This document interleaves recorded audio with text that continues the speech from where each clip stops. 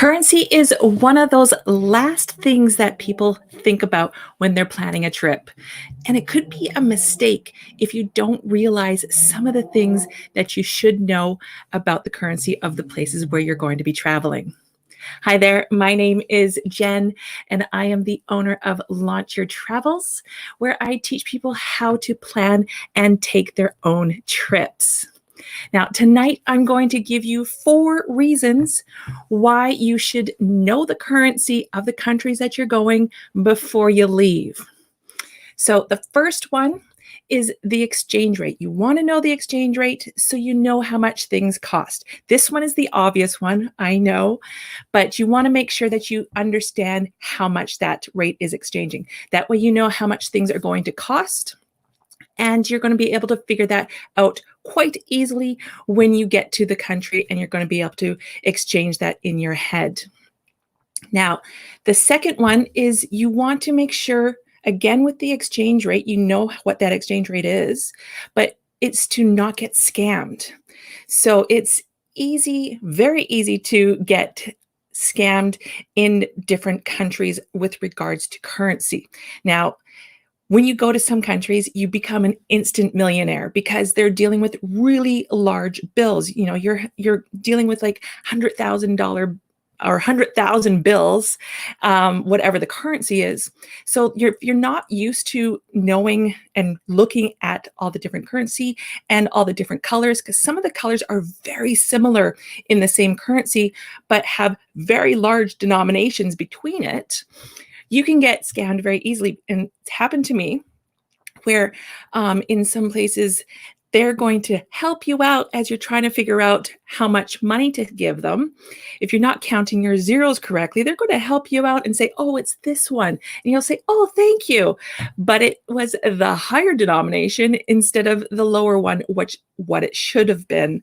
So you want to be prepared on learning what the currency looks like, what those denominations are, and so you're not getting scammed. Another thing that you want to be aware of is when you go to the bank machines. So the bank machines are going to charge you a certain amount of money to take out money. And you want to understand what that exchange rate is, because all the bank machines are different. So you want to go to one that's not going to charge you a lot more than the rest of the bank machines. That way you're going to save a lot more money on taking money out and carrying it with you. Now, the third one is one that I had no idea about. I got stuck in it twice.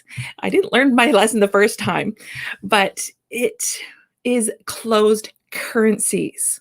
Now, closed currencies are currencies in countries where you're not able to buy it outside of that country or sell it outside of that country. So you're only able to get your money for that country that you're going to when you get to that country. Now, this happened to me in Laos and in Mongolia.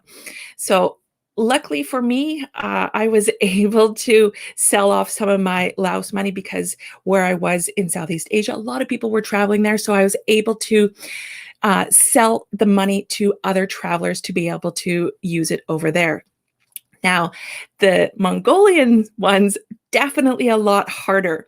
So I definitely have a lot of more money of Mongolian money. Good thing I'm wanting to go back there, because there's no way I would be able to, there's nothing I can do with it. Like, it's money like this, and all it is nothing. It's just a piece of paper at the moment, because I can't sell it unless I know someone that's around me that I'm going to be able to sell it to if they're going to Mongolia. So you want to make sure, if you're going to one of those countries, that you are able to get the money out where you are. And you want to make sure you spend the money before you leave. Either you spend it, or you can go to one of their banks or exchange places and exchange it back to American dollars. So that way you're able to leave there with money that you can actually use. Now, the fourth one is a little bit of an anomaly, but it happens in certain countries. Now, this one I knew about, but still I didn't realize how strict they were with it. It is those weird exchange rules. So sometimes you go into a country and you just have a little bit of cash with you, but you have American dollars with you that you're going to exchange.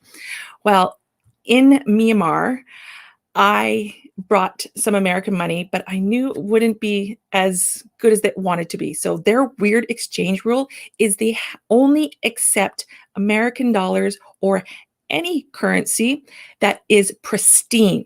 If you have a little tear in it, if it got crumpled, if it had any marks on it, anything wrong with the bill, they will not exchange it for you. So I had gone there and I didn't take out any money prior to.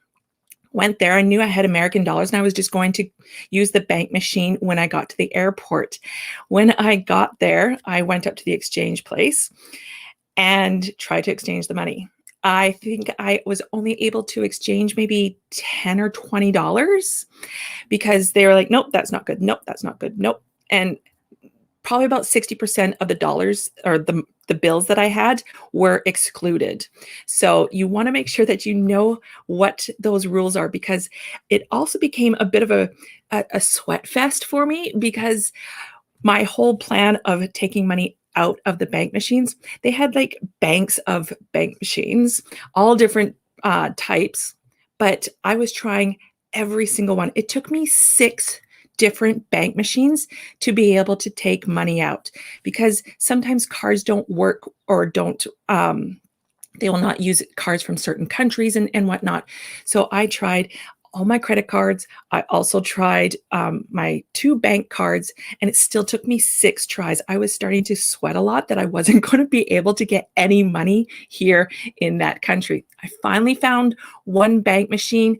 And when you do find that one bank machine, make sure you take a picture of it. Know which bank machine and which bank will take your card, and then you'll be able to just look on your phone with that picture and be able to find that bank machine when you need to. So I hope these give you some insight into why you should be understanding what that exchange rate and what those currencies are before you go on your next trip. So if you are planning a trip in the future, I highly suggest that you download my travel checklist. Now, I've put this checklist together with my top 10 things that you should be doing before you go on your trip so that nothing goes wrong. So I've put that down below there, and I'll also put it in the comments. So I hope you guys have a wonderful evening, and I will see you later. Bye.